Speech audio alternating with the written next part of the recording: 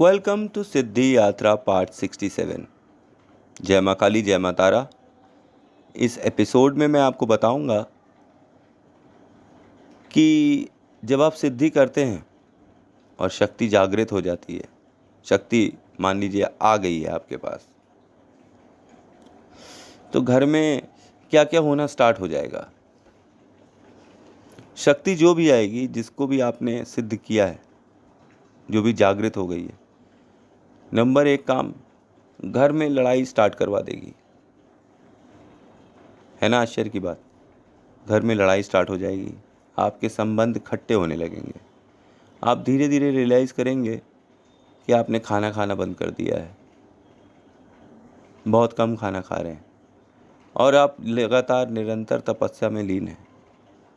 मान लीजिए आप काली सिद्धि कर रहे हैं, माता के ही नाम पर आप सिद्ध हो रहे हैं और माता की कोई योगिनी आपको पसंद कर लेती है, आपकी तपस्या से खुश हो जाती है और आ जाती है, तो वो ये देखेगी कि आप अपने रिश्तों में उसको कितना तवज्जो देते हैं। अगर आपने उसको कमतर आंका तो फिर वो आपके रिश्तों को तोड़ने लगेगी, आपके रिश्तों की ये कहें कि असली सूरत दिखाने लगेगी। जैसे जिस भाई को आप बहुत ही मानते हैं कि अरे हम दोनों तो सगे भाई हैं, एक ही खून है, एक ही रिश्ता है, उसका असली चेहरा दिखा देगी कि वो आपके पीठ पीछे आपके लिए षड्यंत्र पड्यंत्र रच रहा है, और ये बात आपको पता चल जाएगी। आपको आपके हर रिश्ते का चेहरा दिखाएगी कि जिस माँ की आप भक्ति करते हैं, जिस माँ की बात कभी आप टालते नहीं हैं, वो आपकी बढ़ती हुई संपत्ति को देखकर इसलिए शोकग्रस्त है कि उसका छोटा बेटा नहीं बढ़ रहा है। उस पिता को जिसको आपने कर्ज से उबारा, उसको भी आप देखेंगे कि वो भी आपके साथ षड्यंत्र पड्यंत्र रच रहा है कि इसने साले ने बहुत कमा लिया है, बहुत पैसा आ गया इसके पास। उस बीवी को भी जिसके लिए आप सब दौड़ दौड़ कर रहे हैं, अच्छे होटलों में ले जा रहे हैं, खाना पीना कपड़ा लत्ता किसी चीज़ की कमी नहीं होने दे रहे हैं,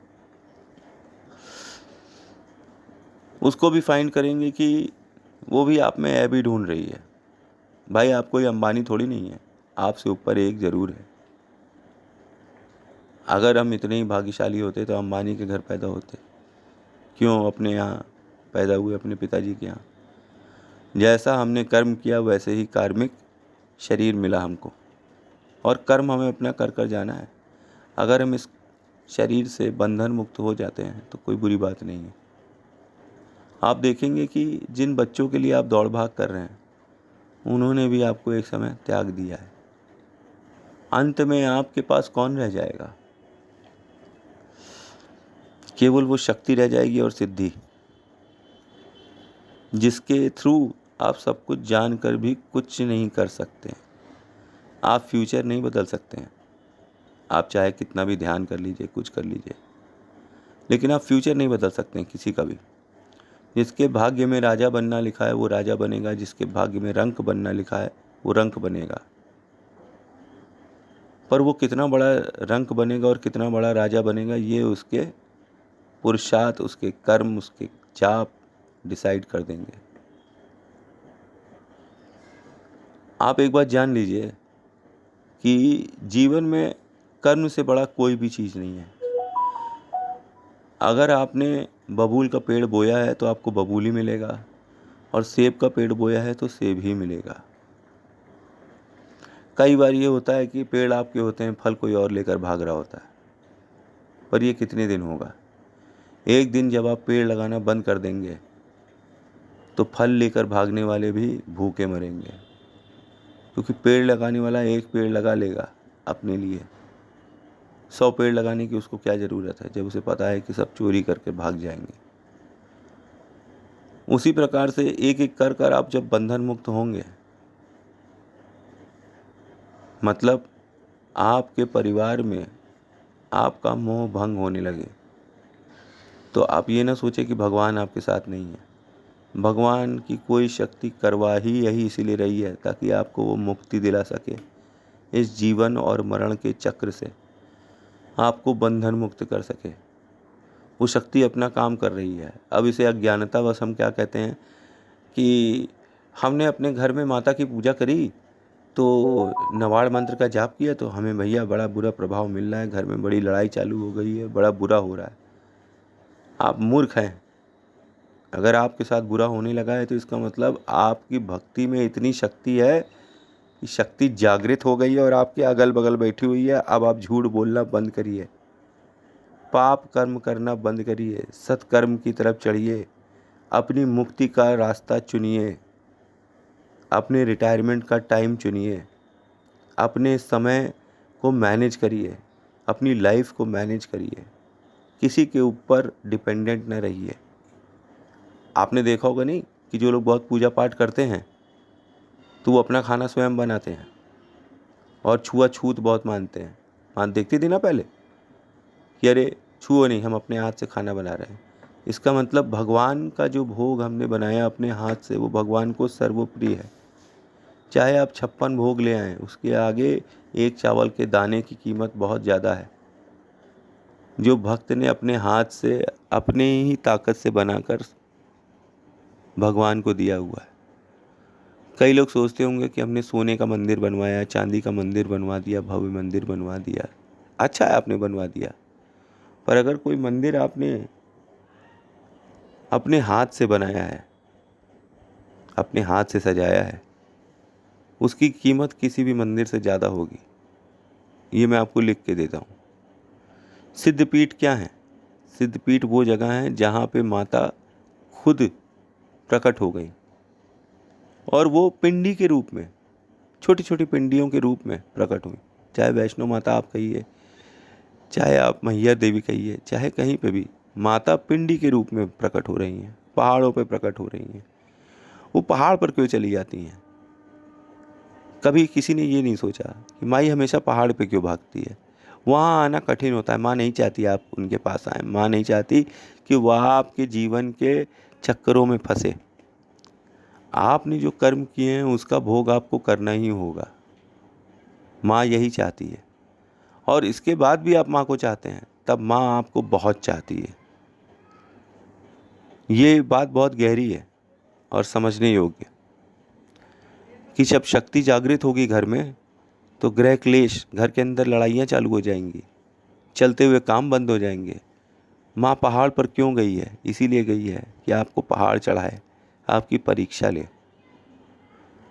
कैसा भी टाइम हो, अच्छा हो बुरा हो, अगर जो आदमी माँ का ध्यान हमेशा करता रहता है, मुस्कुराता रहता है, उसकी दिव्य दृष्टि बिना 7 चक्रों के जाप के भी खुल जाएगी।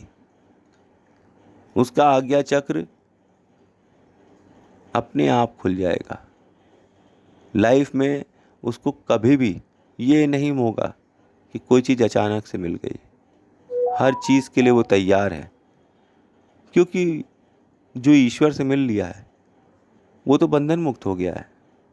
अब उसके लिए काम क्रोध मोह माया कोई चीज़ रह नहीं जाती। सभी प्रकार के ऋणों से वो मुक्त होता है, तभी तो वो ब्रह्म में शामिल हो जाता है। तो शक्ति जागृत होने पर आपके घर में धन की वर्षा होगी। ऐसा कहने वालों के घर में धन की वर्षा क्यों नहीं हो रही है,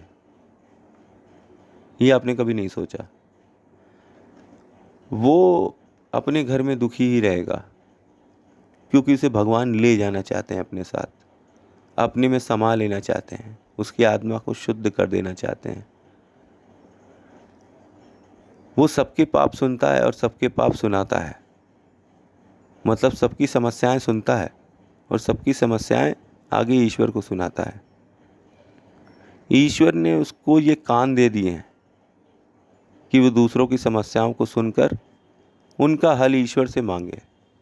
इसके एवज में उसको केवल और केवल क्या मिलेगा? वरदान। कितनी ऐसी कहानियां हैं और कितने ऐसे विषय हैं समाज में जिनको सुनने के बाद, जिनको देखने के बाद ध्यान में आप व्यथित हो जाएंगे कि अरे ये क्या हो रहा है, ये क्या हो रहा है। जो बार बार दुख आपको मिलता है, ये पीड़ा असहनीय होती है। इवन आप अपने बारे में भी जानते रहेंगे कि अब ये होगा, अब ये होगा, अब ये होगा, और जानने के बावजूद भी आप उसको चेंज नहीं कर पाते हैं। बस उसका आघात जो है वो कम कर सकते हैं, इससे ज़्यादा आप कुछ भी नहीं कर सकते हैं। तो जब शक्ति जागृत हो और आपके घर में गृह क्लेश होने लगे, प्रॉब्लम्स आने लगे, तो इसका मतलब शक्ति आपको बहुत पसंद करती है।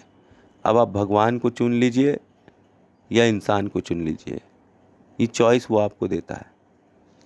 अब लोग कहते हैं कि नहीं, हमारी तो चॉइस ये है कि हमको इतना रुपया मिल जाए, इससे शादी हो जाए, ये हमारा चेक रुका हुआ है वो चेक मिल जाए, हमारा वो प्रोजेक्ट मिलने वाला है वो प्रोजेक्ट मिल जाए, एक अच्छी जॉब मिल जाए, मैं रियल इस्टेट का काम करूं कि नहीं करूं कि क्या करूं।